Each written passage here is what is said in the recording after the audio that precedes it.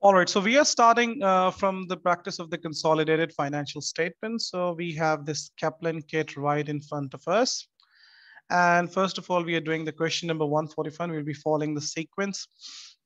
Peter owns 100% of the share capital of the following companies.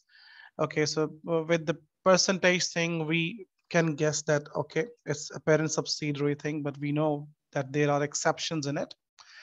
So the directors are unsure whether the investments should be consolidated into the group financial statements or not. So identify whether the following companies should be consolidated or not. Okay, let's read it. And we know the general concept of it, that it's not about the percentage, it's about having the control. And the control thing gives you the right to control the financial and operating policies of that company, so that gives you the control. So when you govern the financial and operating policies of any company, that gives you the control. The percentage thing is actually a generally accepted thing, that if you own more than 50%, then it gives you the control.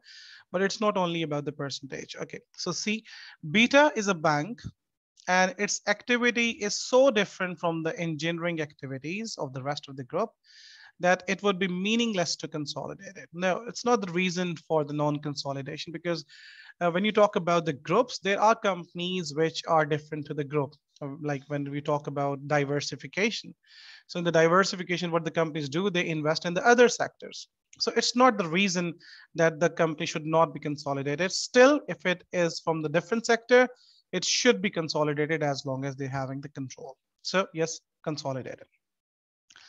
Delta is located in a country where local accounting standards are compulsory, and these are not compatible with the IFRS standards used by the rest of the group. So we already know this, that even if the subsidiary is maintaining their financial statements in a different currency, even if they're maintaining in a different currency, then you need to translate it in the parent's currency, the parent's functional currency, before consolidating it. Similarly, if they're following a different financial reporting framework, you need to bring it according to the parent's financial reporting framework before consolidating it. So again, if it's in a different currency, and even if using the different framework, it's not the reason for the non-consolidation. Still, you're going to consolidate it. You have to bring that according to the parent's currency and the parent's framework. Okay, then we have the Gamma is located in a country where a military coup has taken place. And the Peter has lost the control of the investment for the foreseeable future. So if they're not having the control over the company, then even by having the 100% share capital of that, they cannot consolidate it, because it's only about the control, power to govern the financial and operating policy. If someone else is deciding what the company gonna do, then the control is not yours and should not be consolidated. So number 1 and number 2 should be consolidated, and number 3, because there's no control, that is not consolidated. Okay. Then we have, how would the purchase be reflected in the consolidated statement of the financial position? Taser acquired Lowdown, an unincorporated entity, for $2.8 million. Okay, so this is the consideration. Make sure you're reading the question properly. So this is the consideration. A fair value exercise performed on the Lowdown's net assets at the date of the purchase showed, okay, so this is the fair value exercise, okay, the fair value of the assets, net assets, you can say. So property, plant and equipment, 3,000, identifiable intangible asset, 500, inventory, 300, head receivables less payables, 200. So 4,000. You see, the fair value of the net assets is 4,000, and you're acquiring a 4,000 thing in 2.8 million. That 4 million thing in 2.8 million. So we know that when it comes to the goodwill, there are two things: the positive goodwill, the negative goodwill. The positive goodwill is recorded as an asset, an intangible asset, and that is the case when you pay more than their net assets. The negative goodwill is recorded as an income, and it is also known as the bargain purchase. And this is when you pay less than their net assets. So the worth of their net assets is 4 million, and you're acquiring, maybe it is a struggling company, that's why you're paying less.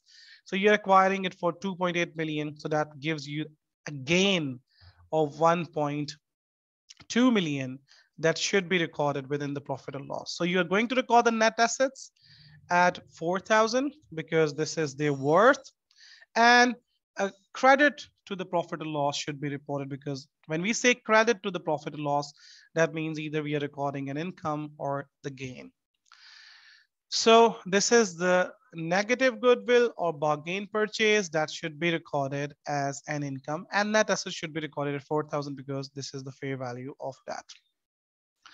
Okay, now we have question number 143. Which of the following definitions is not included within the definition of control as per IFRS 10? So, it is about pick the odd one out. So which of the following definition is not included within the definition? So if you know the definition, you can easily pick the odd one out. Having power over the investee, we know that this is the case because power to govern the financial and operating policy, this is the main thing in the definition. Having exposure or rights to the variable returns, yes, that is why you are acquiring a subsidiary, because you will be having the right to their variable returns. Having the majority of the shares in the investee, and we know that this is the odd one out because we know it is not about the percentage thing, it is about the control. Even by having less than 50% shares, you can still have the control. So the majority thing is just a generally accepted thing, which is being told that if you have more than 50%, but it is not always the case. So that means even having the less than 50% shares, you can still have the control. So this is the odd one out. Okay, now we're having the question number 144. Pamela acquired 80% of the share capital of Samantha on 1st January 20x1. That is at the start of the year. Because how it is at the start of the year? Because the year end is 31st December. So make sure you see the dates everywhere, because even in the consolidation, we have the mid-year acquisition thing where we have to do the pro rata stuff. So make sure you are looking at the dates, whether it is the start of the year or it's a mid-year acquisition. So part of the consideration was $200,000 cash to be paid on 1st January 20x4. So we know that when we talk about the consideration, just telling you, because in the next question, we may have all types of the consideration. So just telling you over here. So the most basic form of the consideration is the cash which you pay. And then we have the share exchange, where parent acquires the shares, and in exchange, they give their own shares. So that is known as the share exchange. Then we have the loan notes even in the consideration. Then we have the contingent consideration, which is dependent on some factors placed by the parent, but regarding that, the standard says, irrespective of the condition being met, you are supposed to record the consideration. And then we have another form, which is known as the deferred consideration. The difference between the contingent and the deferred consideration is that in the contingent consideration, the condition is being attached. In the deferred consideration, it's just a delay that you are paying in the future, but there are no conditions attached to it. But the common thing is that both should be brought to the present value, and it is being unwound every year to take it to the original value. So they acquired 80% of the share capital on 1st January, and they're supposed to pay the purchase consideration of 200,000 on 1st January 20x4. That means after 3 years. So this is a 3-year thing, 3 years. Make sure you are calculating the correct years, because students just were to see that, okay, 1 to 4, they are 4 years. No, it's 1st January 20x4. So it's 1, 2, and 3 only, 3 years. All right. The applicable cost of capital is 10%, and this is the borrowing rate. This is the cost of capital which should be used in order to calculate the present value. So we have the formula: present value equals future value 1 plus r raised to power minus n. This is the formula to calculate the present value. Once we calculate the present value, then you need to unwind it every year. So what will be the deferred consideration liability be at 31st December 20x2? Now, again, the examiner in the question is playing a trick that when the students calculate the present value, it gives you the present value of 1st January 20x1. And then every year you have to unwind it. So they're asking you the deferred consideration liability at 31st December 20x2. Now there are two methods for it. Either you calculate the present value now and then just unwind it for 2 years, or you can calculate the present value directly at 31st December 20x2, which is, if I am calculating the present value between these two dates, 31st December 20x2 and 1st January 20x4, it is 1 year, 1 year difference. So that means you need to discount it with only 1 year thing. So there are two methods. Either you calculate the present value now on 1st January 20x1 and then you unwind it for 2 years, or you just simply calculate the present value of the 1 year because it will give you the present value at 31st December 20x2. So what we can do is the future value is 200,000 and 1 plus 0.1 raised to power minus 1 R is 10%. So can you use your calculator? So what we can do is 1 plus 0.1. Okay, so because this is 10%, so if it is 8%, it is going to be 0.08. So make sure you are not struggling into the decimals. So 1.1, and then we have raised to power minus 1. It gives you 0.909. So 0.909 multiplied by 200,000. So it gives you 181,800. 181,800. So we have the 181,800. This is the rounding difference. So 181,800 thing. And so we have the option number D for it. So this is the rounding up difference. All right. So now we have the question number 145.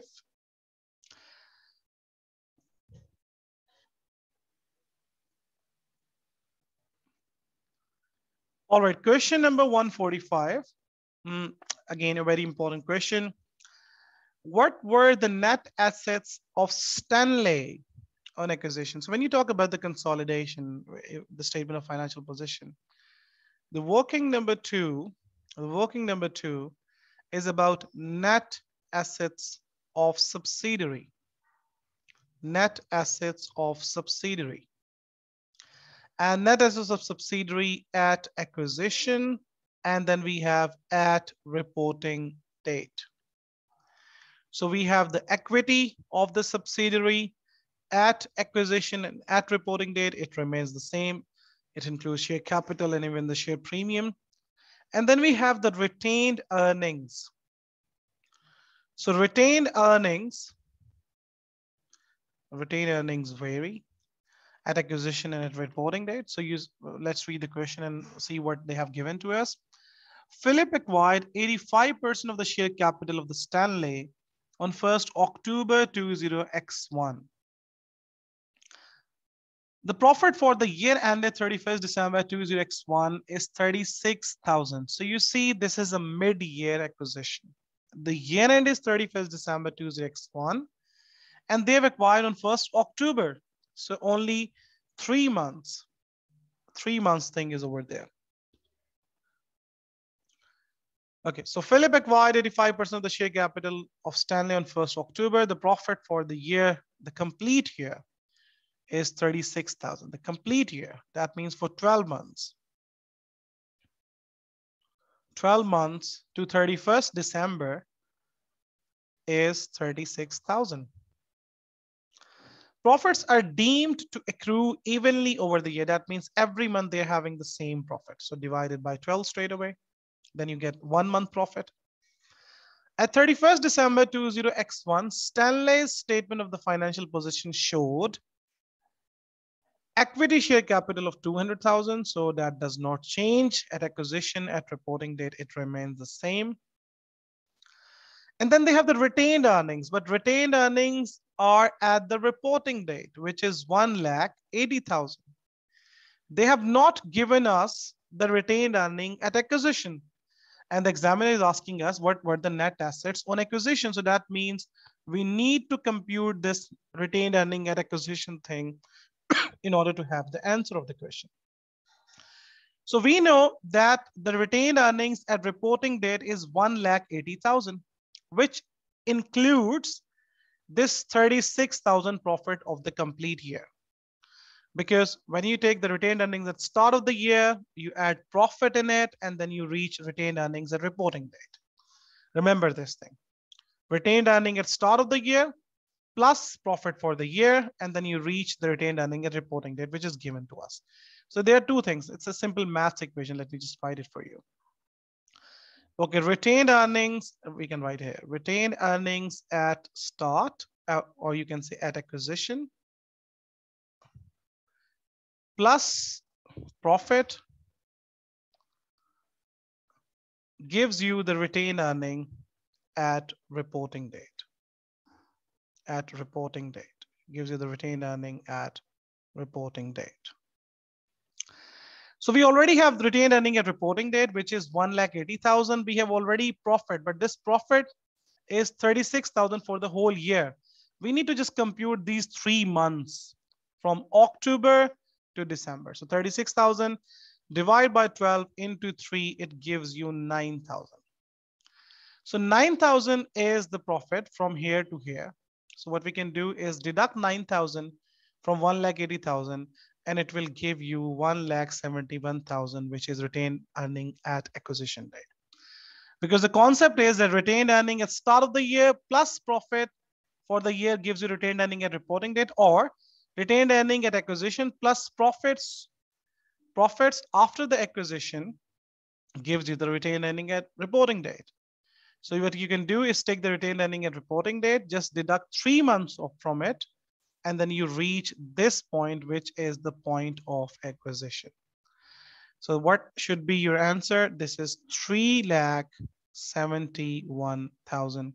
So you just write 371 because 000 is already over there. All right, now we have the question number 146. What is the cost of the investment that will be used in the goodwill calculation in the consolidated financial statements? So we know in the formula of the goodwill is consideration plus the fair value of the NCI less net assets of the subsidiary, and then you get the goodwill. So they are asking us to calculate the consideration, which we have already discussed that there are many components in it. Okay, it says on 30th June 2004, GHI acquired 800,000 of JKL's 1 million shares. Okay, 800,000, 1 million shares. So 1 million shares, that means 10 lakh are full, and they've acquired 800,000. That means 80% of it. Okay, fine. GHI issued 3 shares for every 4 shares acquired in GKL. So the first consideration is share exchange. So remember the formula for the share exchange is the number of shares acquired, which is 800,000, multiplied by the fraction, which is 3 shares for every 4 shares. So 3 by 4. So when you multiply 800,000 with 3 by 4, then you get the number of shares which have been issued by the parent in exchange. And then when you multiply it by the parent share price, which is 3.8, you get the consideration, which is in the form of the shares. So we can just calculate it. 800,000 multiplied by 3 divided by 4 multiply by 3.80. Okay, it's 2280,000. 2280,000. Okay, then we have GHI agreed to pay 5,50,000 in cash to the existing shareholders on 30th June 20x5. So the date of acquisition is 30th June 20x4. They're promising to pay on 30th June 20x5. So that means this is the deferred consideration.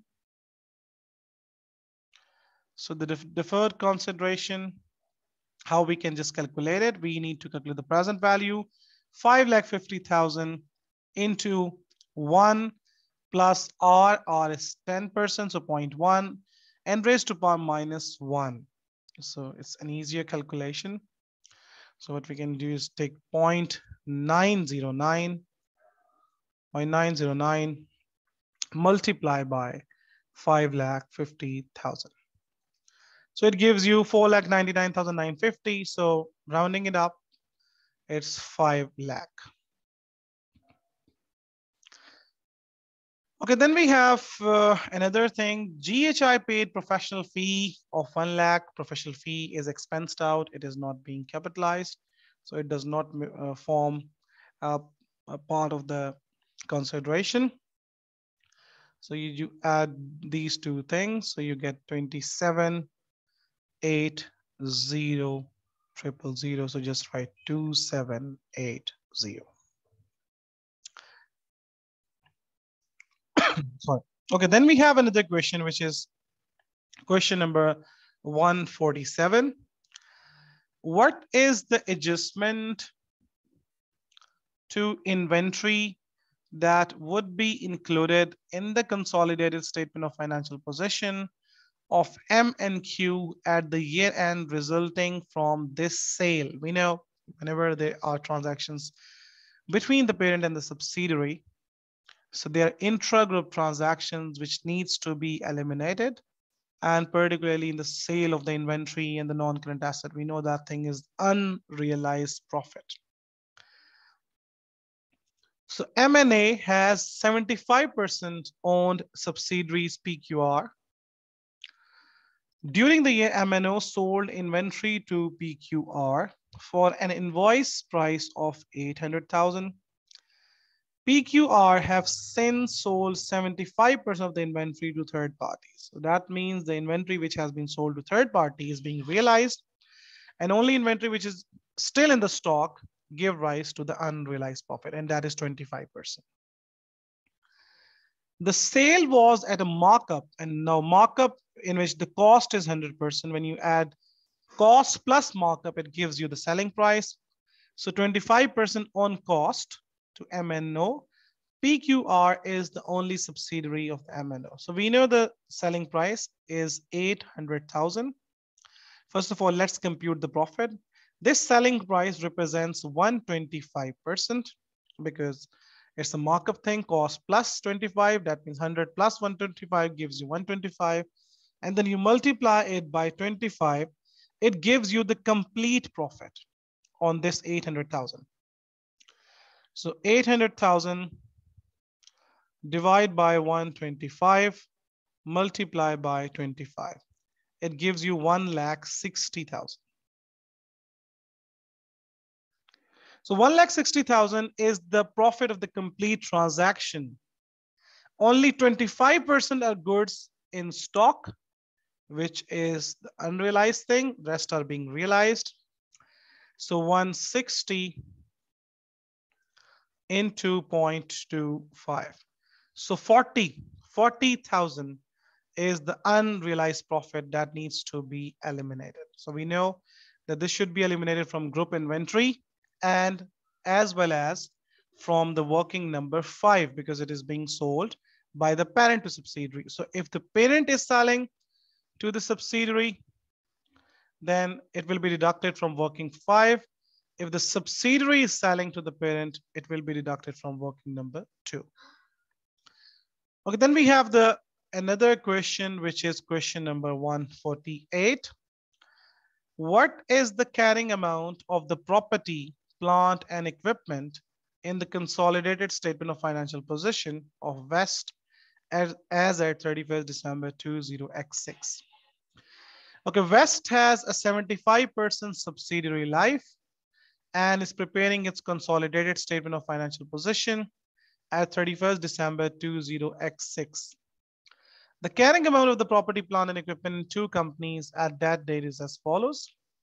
West 300,000, Life 60,000. On 1st January 20x6, Life had transferred some property to the West for 40,000. Again, it's an intra-group transaction.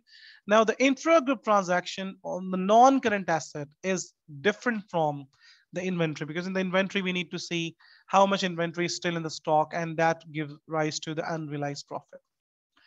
In terms of the non-current asset, the property, plant, and equipment, you need to deal it in a different way. And the formula for that is you just compare two things: carrying value of asset after transfer, carrying value of the asset after transfer, carrying value of asset had asset not been transferred.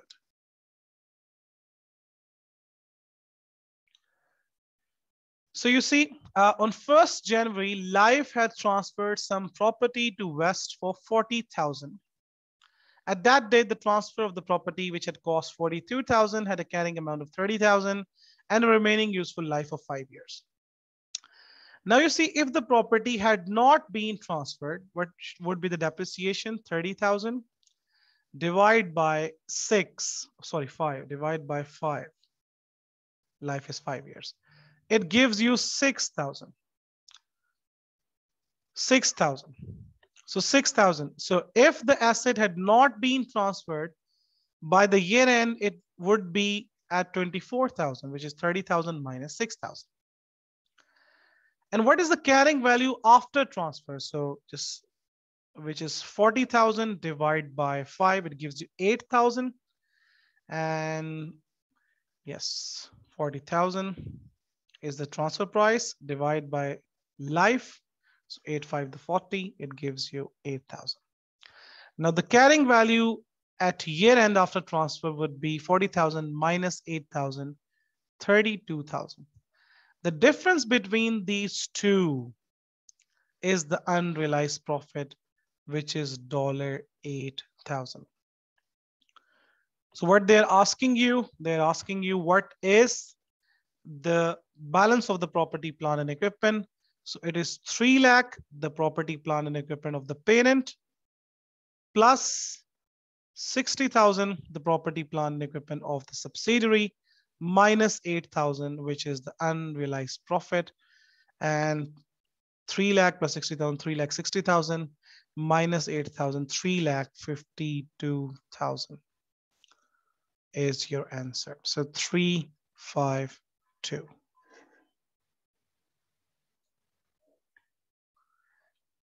All right, now we have the question number 149. Which two of the following situations are likely to represent control, unlikely, sorry, to represent control over an investee? So it is actually unlikely situation. So unlikely to represent the control over an investee. Now, again, keeping the control definition in your mind. So you have to pick the odd one out.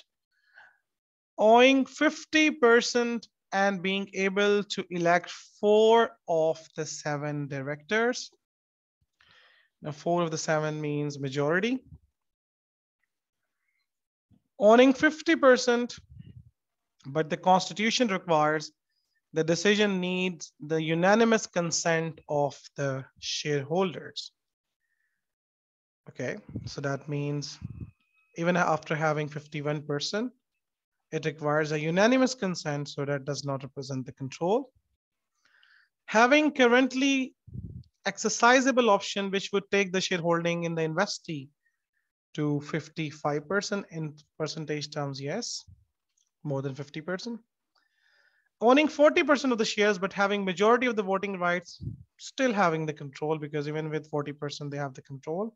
They can have the decision making.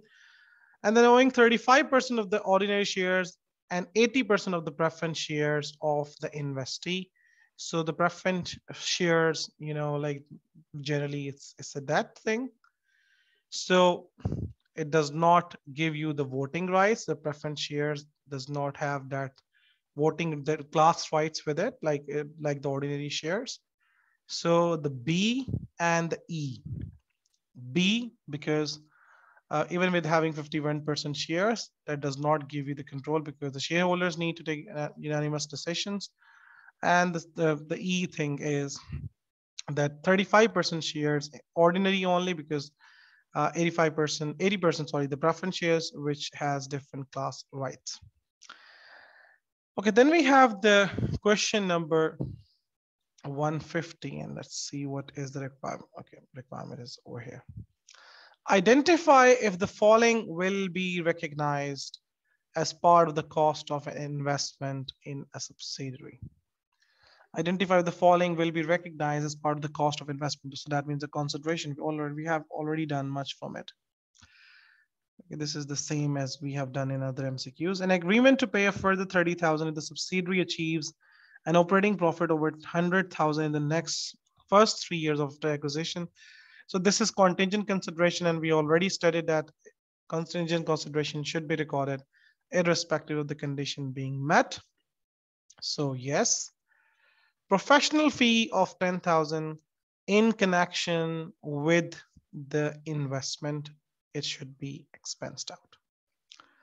So it is not made part of the cost of the investment.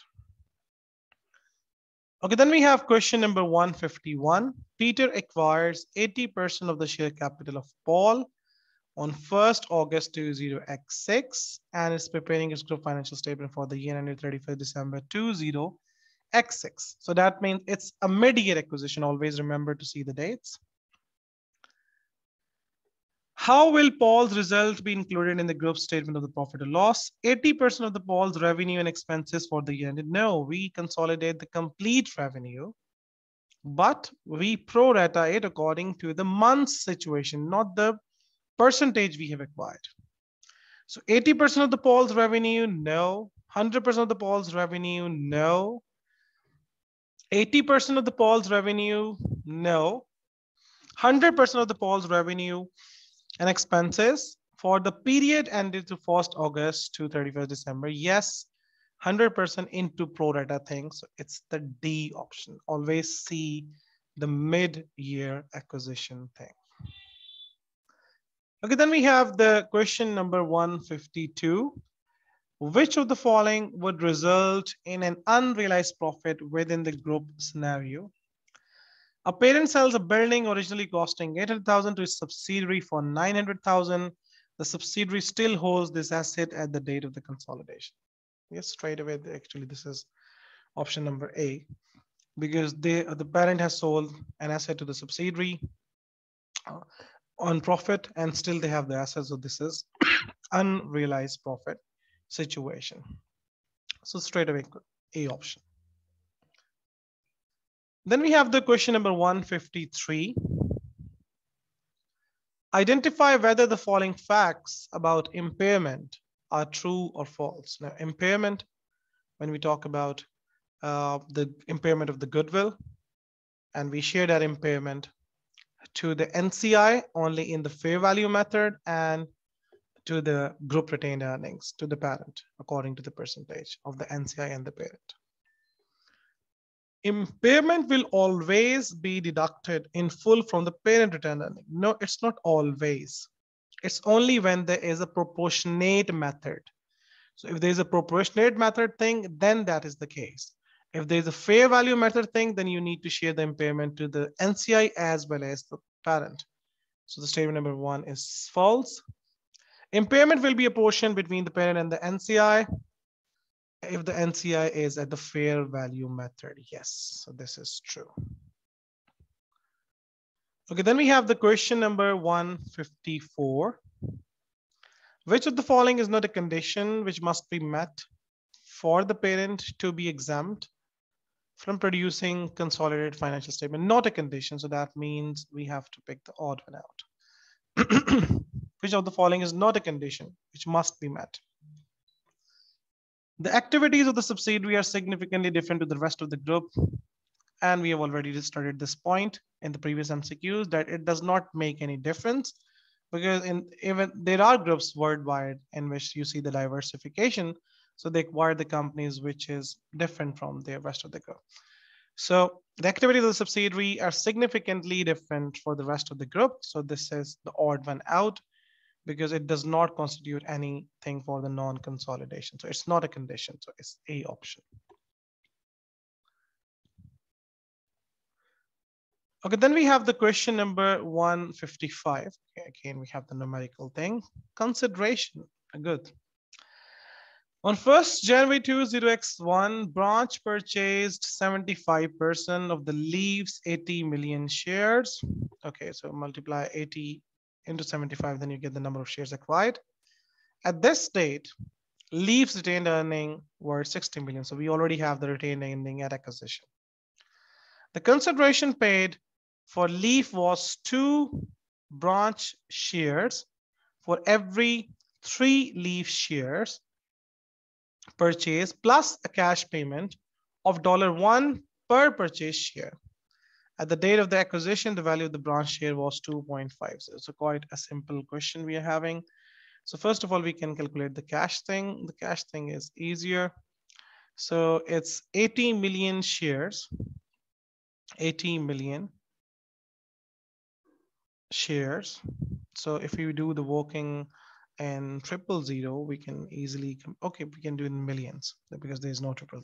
So 80 million into 75% gives you the number of shares being acquired, multiply by how much they're paying, cash payment of $1 per share. Okay, so what we can do is 80 million shares are in total, 75% are being acquired. So it gives you 60. So 60 million is the cash consideration. Okay, then we have the share exchange thing, and we already know the formula of it. Number of shares acquired, so 80 million into 75% gives you the 60 million shares which have been acquired.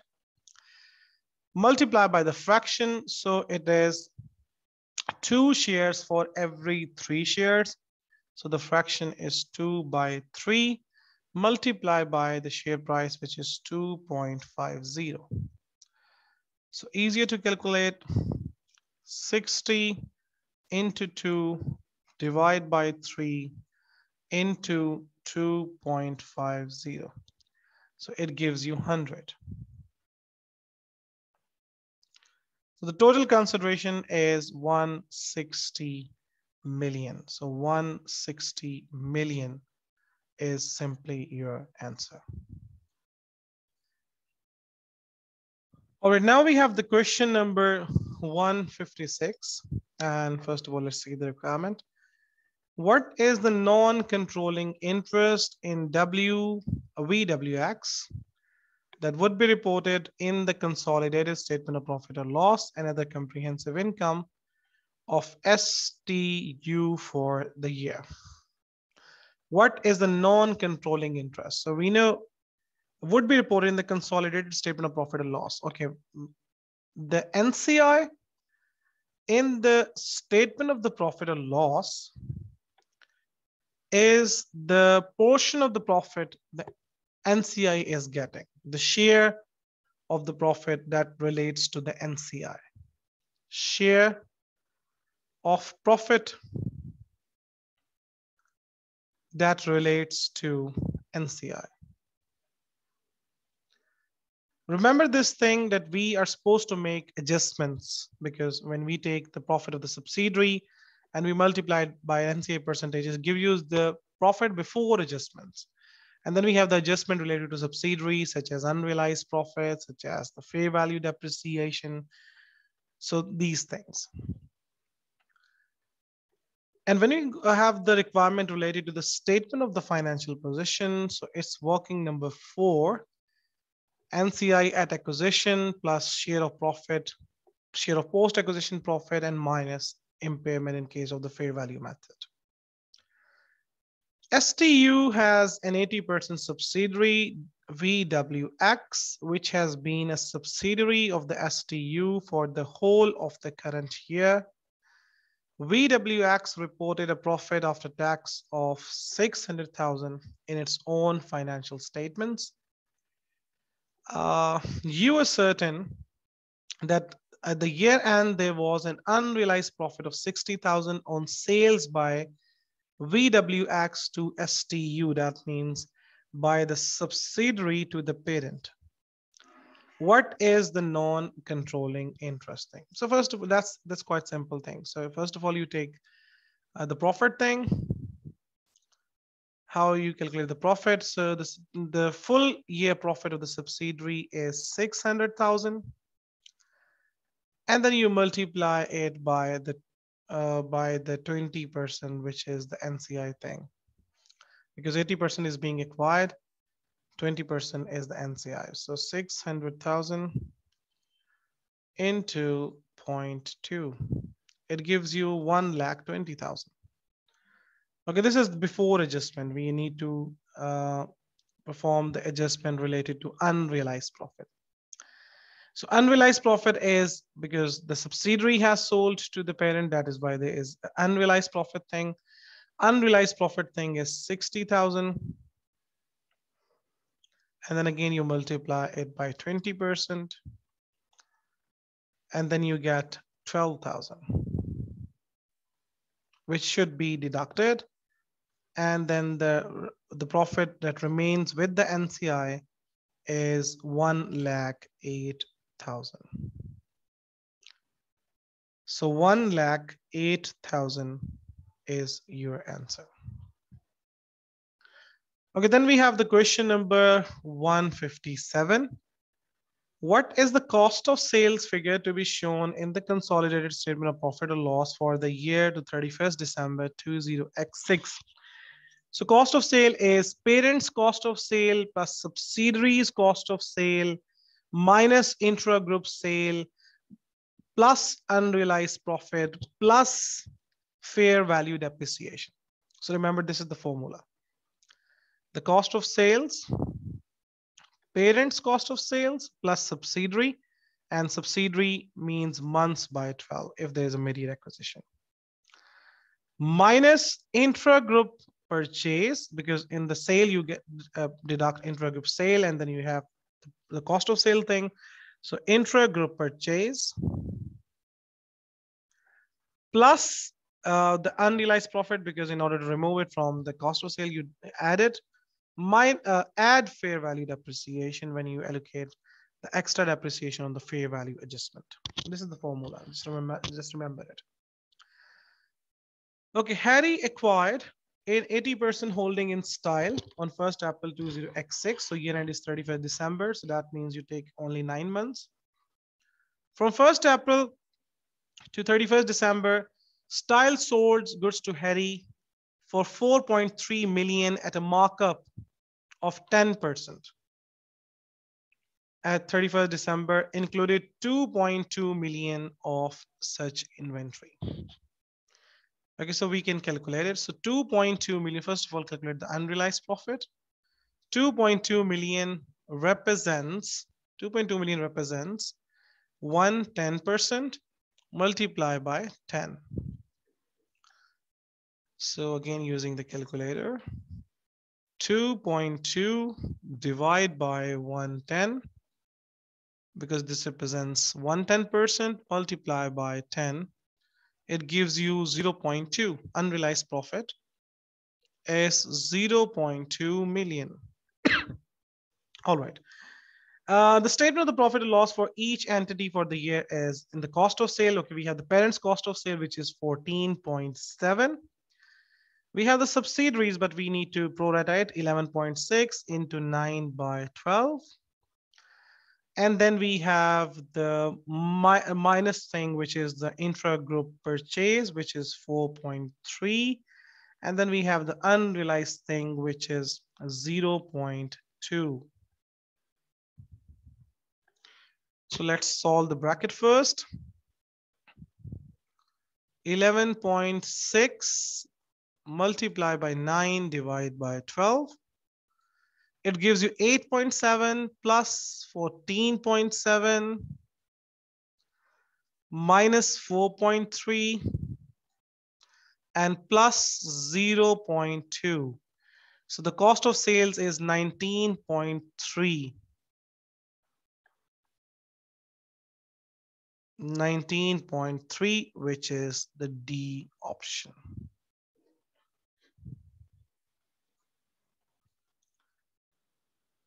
All right, now we have question number 158. What are consolidated operating expenses for the year to 31st December 20x7? Consolidated operating expenses. So we know operating expenses, the parent operating expenses plus subsidiaries operating expenses, and then adjustments related to that. For example, if they're allocating any expense to it, such as depreciation and impairment. He acquired a 60% holding in SOC on 1st January 20x6. At this date, SOC owned a building with a fair value of 200,000 in excess of its carrying amount and a remaining life of the 10 years. All depreciation is charged to the operating expenses. Goodwill had been impaired by 55,000 in the year to 31st December 20x6. The balance on the operating expenses for the year to 31st December are shown below. So that's quite a simple question. So you take the parent expenses, which is 600,000. And then you add the subsidiaries expenses, which is 350,000. And then you need to allocate the expenses to it. So what they say, the goodwill had been impaired by 55,000 in the year to 31st March. Okay, so, and then they have the depreciation of all the depreciation is charged to the operating expenses. Okay, so they charge depreciation to the operating expenses.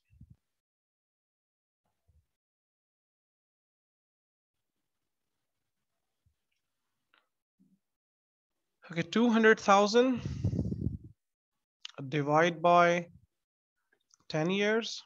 So you get the depreciation of 20,000, which is depreciation.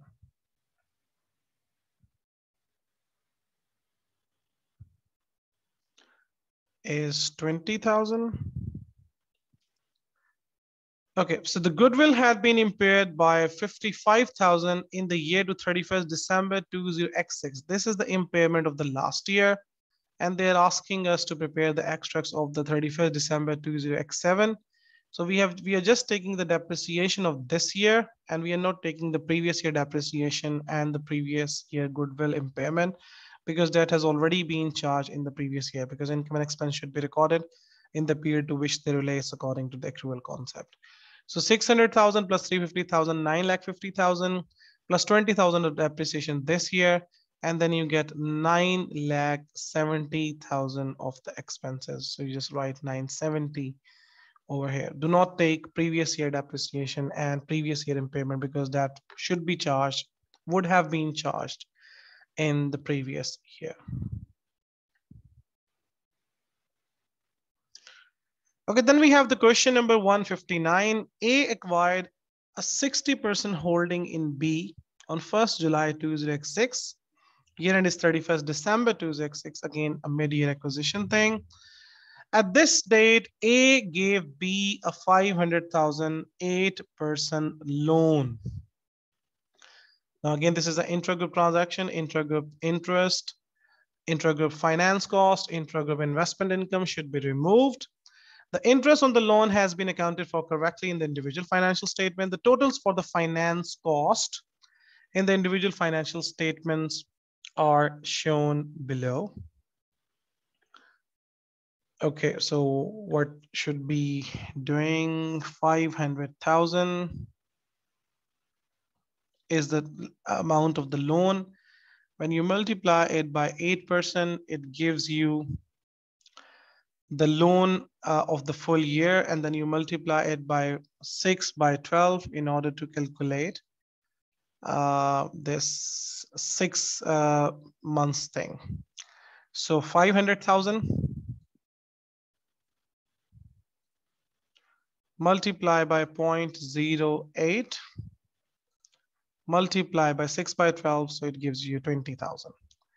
6 by 12, it gives you 20,000. So 20,000 is the intra-group interest. Okay, the totals for the finance cost for the year to 31st December in the individual financial statements are shown below.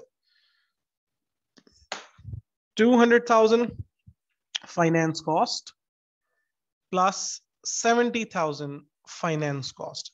What are the consolidated finance cost for the year to 31st December 20x6? All right, so yes, how we can calculate it? So we know the parent's finance cost plus subsidiaries finance cost months by 12 minus the intra-group interest. This is the formula, minus intra-group interest. So the parent's finance cost is 200,000. The subsidiaries finance cost is 70,000, which includes this 20,000, So that means without this 20,000, because they have said it, the total for the finance cost in the individual financial statements are shown below. And they say the loan has accounted for in the individual financial statement that they have already recorded. So subsidiary has already recorded the finance cost within the individual financial statement. So this 70,000 includes 20,000. So you deduct it, which is 50,000. So what we can do is 200,000 plus subsidiaries 50,000 into months by 12, which is 6 by 12. So subsidiaries finance cost would be 25,000. So the total would be 2,25,000. So it's B. So parents finance cost plus subsidiaries finance cost minus the intra-group interest. This is how you're supposed to get your answer.